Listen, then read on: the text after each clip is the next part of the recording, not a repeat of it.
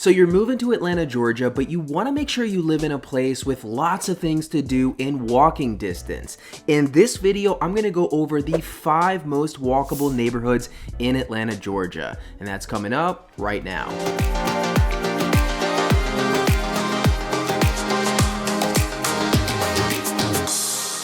Hey everyone, welcome back to Living in Atlanta. This YouTube channel is all about helping you get to know what it's like to live in the Atlanta, Georgia area. My name is Mark Brenner. I'm a local realtor here, and today we're going to talk about walkable neighborhoods. Now, I get so many people reaching out to me who become clients who want to make sure they're living in an area where they can walk around a little bit. They don't want to have to get in their car for every single thing that they need. And of course, everyone loves a walkable area where you can walk to some great restaurants or even other neighborhoods.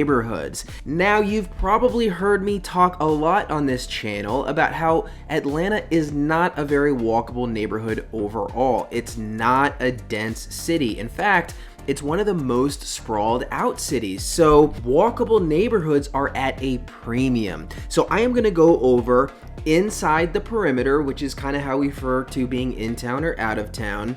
What are the 5 most dense walkable areas that you could identify as a place you either want to rent, buy a home, or just go visit? These are all great places to spend time in Atlanta, Georgia. So let's get right into it. The most walkable neighborhoods in Atlanta, Georgia. All right, coming in at number 5, we have Inman Park. Now, if you're from Atlanta, if you're familiar with it, Inman Park is one of the most desirable neighborhoods in Atlanta, and the price is reflected in that. Why is it so desirable? Well, one of the main reasons is the walkability. In particular, off Highland Ave, there is a stretch of very popular high-quality restaurants, shopping, and retail that a lot of people in the city enjoy.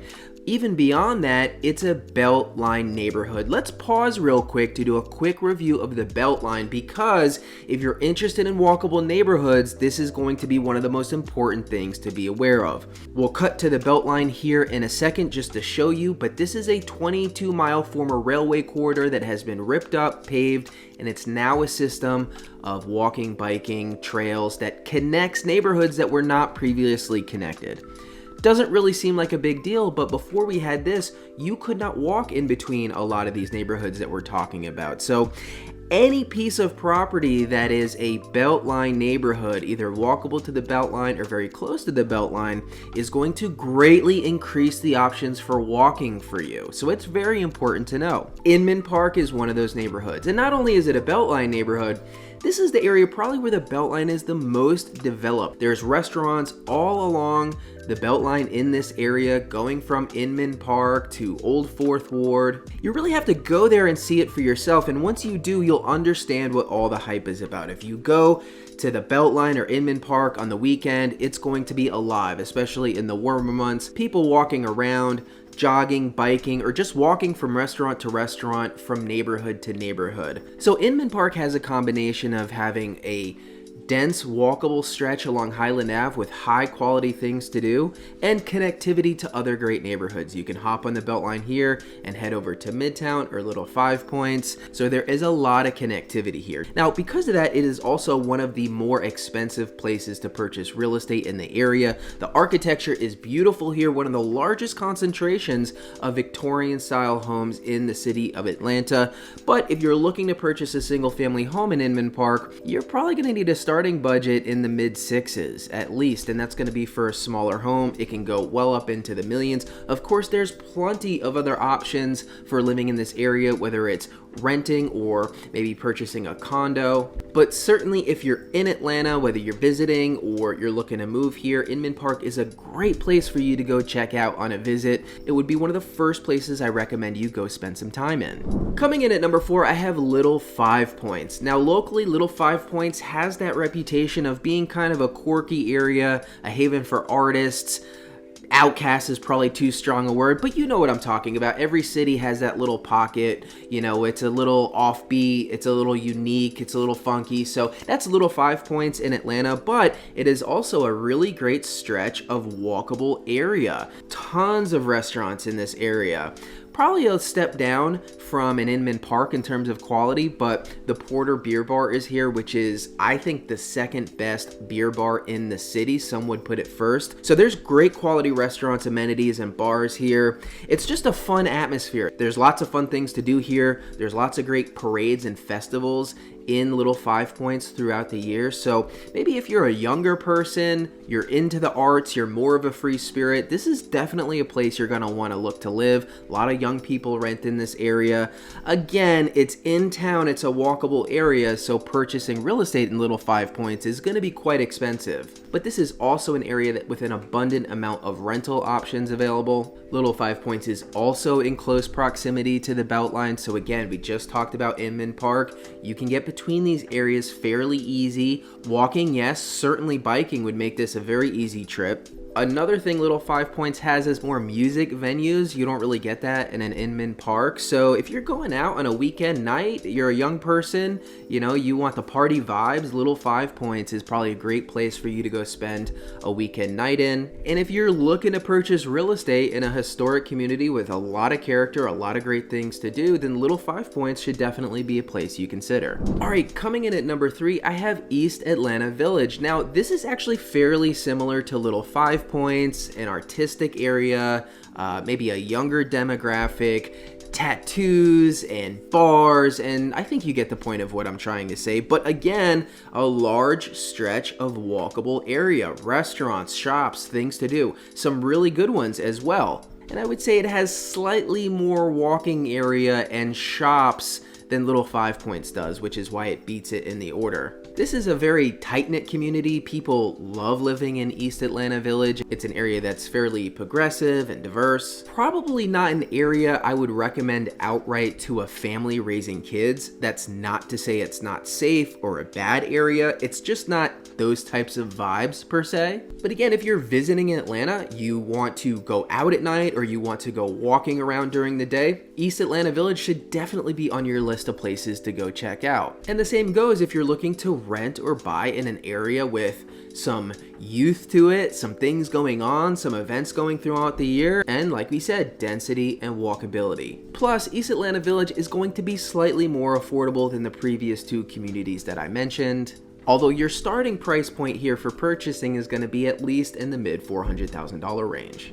All right, coming in at number 2, one of my favorite neighborhoods inside the perimeter is the city of Decatur. And this is just a fantastic place and an expensive place for a lot of different reasons. Number 1, it's one of the most dense walkable areas inside the entire perimeter. Downtown Decatur is a sprawling area with lots of different restaurants, high quality bars like Brickstore Pub, which I think is the best beer bar in the city, great restaurants like Leon's and Iberian Pig. So you definitely have a step up in terms of fine dining and retail and shops than any of the previous neighborhoods that I mentioned. But you also have a great family atmosphere and high quality public schools. Unfortunately, you've heard me speak a lot about this in the past. Inside the perimeter, the quality of the public schools can vary quite a bit. City of Decatur is one of the areas inside the perimeter that has a fantastic reputation for education and school quality. If you go spend time in downtown Decatur, you'll get the family vibe. There's kids walking to the Decatur schools.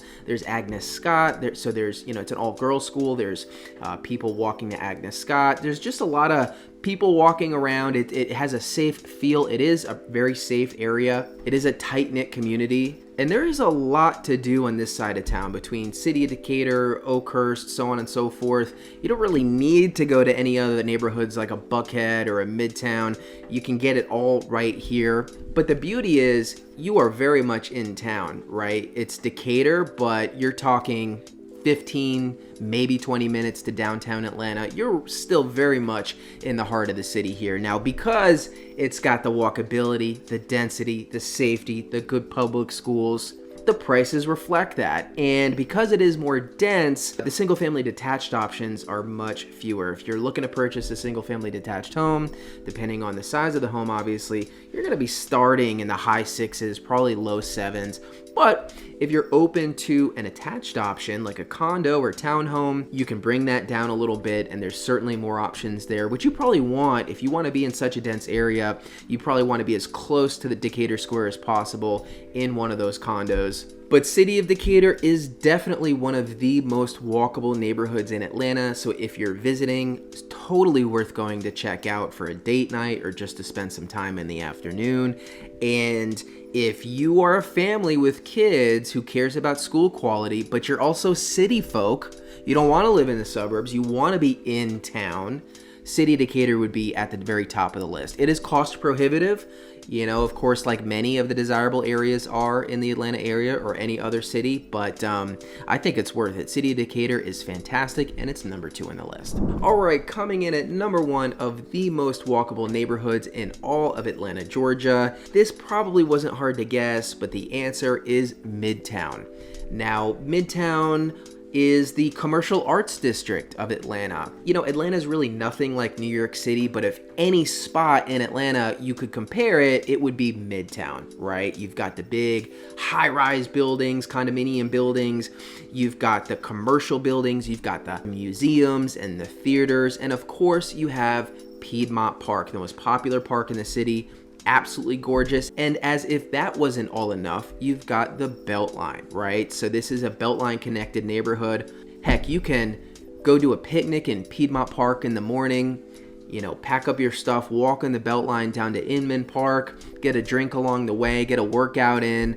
There's just a lot of connectivity here. In terms of things to do per square mile, I don't see how anywhere could beat Midtown Atlanta. You've got the Fox Theater, you've got the High Museum, the Atlanta Botanical Gardens, Piedmont Park, the Beltline. You've got pretty good restaurants, though not the best on this list, but you've got plenty of restaurants, shopping, and retail at your fingertips. This probably is one of the only areas in the entire city where you could possibly get away with not owning a car. And in terms of living in Midtown, you've got kind of 2 options. There's, you know, the residential single-family house neighborhoods in Midtown, which are gorgeous and quiet. The architecture here is beautiful.